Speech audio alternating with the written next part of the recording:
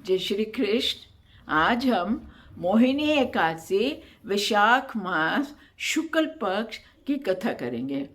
संयम और श्रद्धा से युक्त कथा को सुनकर धनुर्धारी अर्जुन बोले, हे कृष्ण जी, वैशाख मास की शुक्ल पक्ष की एकादशी का व्रत क्या है तथा उसके व्रत को करने से क्या विधि है, ये सब मुझसे विस्तार पूर्वक कहिए। श्री कृष्ण भगवान बोले, हे पांडुनंदन, मैं एक पुरातन कथा कहता हूँ जिसको महर्षि वशिष्ठ जी ने श्री रामचंद्र जी से कहा था। इसे ध्यान पूर्वक सुनो।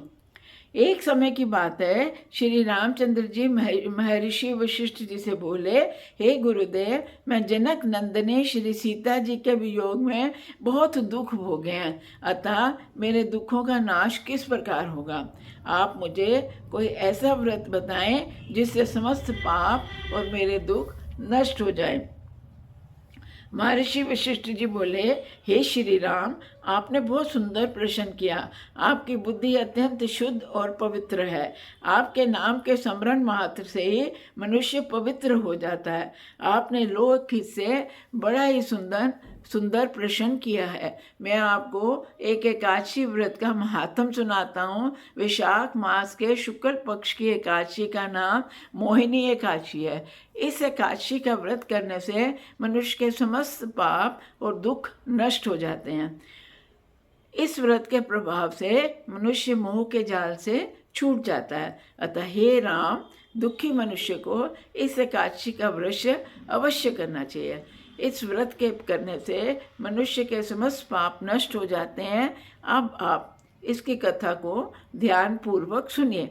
सरस्वती नदी के किनारे भद्रावती नाम की एक नगरी बसी थी। उस नगरी में द्रुतिमान नामक राजा राज्य करता था। उसी नगरी में एक वैश्य रहता था जो धन धान्य से पूर्ण था। उसका नाम धनपाल था।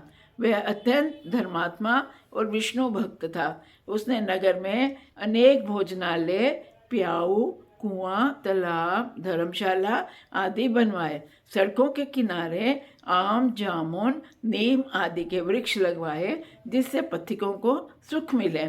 उस वैश्य के 5 पुत्र थे, जिनमें से सबसे बड़ा पुत्र अत्यंत पापी और दुष्ट था।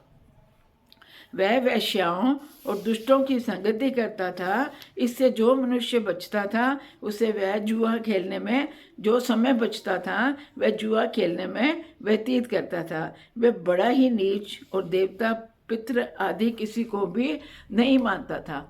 आप अपने पिता का अधिकांश धन वह बुरे व्यसनों में ही व्यय कर देता था। मद्यपान तथा मांस का भक्षण करना उसका नित्य का कर्म था। जब काफ़ी समझाने बुझाने पर भी वह सीधे रास्ते पर नहीं आया तो दुखी होकर उसके पिता, भाइयों, कुटुंबियों ने उसे घर से निकाल दिया और उसकी निंदा करने लगे। घर से निकलने के बाद वे अपने आभूषणों और वस्त्रों को बेच कर अपना गुजारा करने लगा।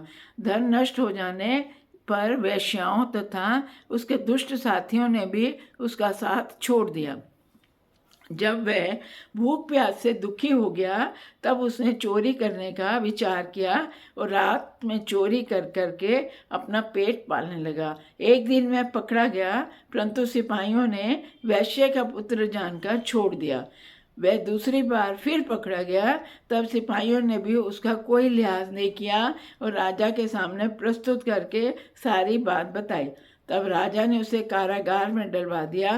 कारागार में राजा के आदेश से उसे बहुत दुख दिए गए और अंत में उसे नगर छोड़ने को कहा गया।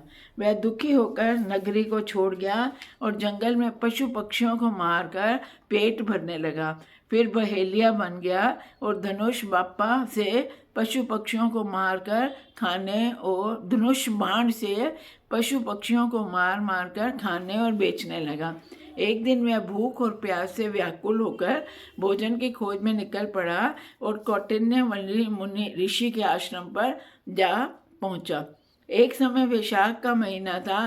कौटिन्य ऋषि गंगा स्नान करके आए। उनके भीगे वस्त्रों से छींटे मात्र से उस पापी को कुछ सुबुद्धि प्राप्त हुई। वह पापी मुनि के पास जाकर हाथ जोड़कर कहने लगा, हे मुनि, मैंने अपने जीवन में बहुत पाप किए हैं। आप उन पापों से छूटने का कोई साधारण और बिना धन का उपाय बताइए। तब ऋषि बोले, तू ध्यान से सुन, वैशाख मास की शुक्ल पक्ष की एकादशी का व्रत है। इस एकादशी का व्रत नाम मोहिनी है। इसके करने से तेरे समस्त पाप नष्ट हो जाएंगे। मुनि के वचनों को सुनकर वह बहुत प्रसन्न हुआ और मुनि की बतलाई हुई विधि के अनुसार उसने मोहिनी एकादशी का व्रत किया। हे राम जी, इस व्रत के प्रभाव से उसके समस्त पाप नष्ट हो गए और अंत में वह गरुड़ पर चढ़कर विष्णु लोक को गया। इस व्रत के मोह आदि भी नष्ट हो जाते हैं। संसार में इस व्रत से अन्य श्रेष्ठ कोई व्रत नहीं है। इसके महात्म के श्रवण व पठन से जो पुण्य होता है वह पुण्य 1,000 गोदान के पुण्य के बराबर होता है। जय श्री कृष्ण, जय श्री कृष्ण, जय श्री कृष्ण।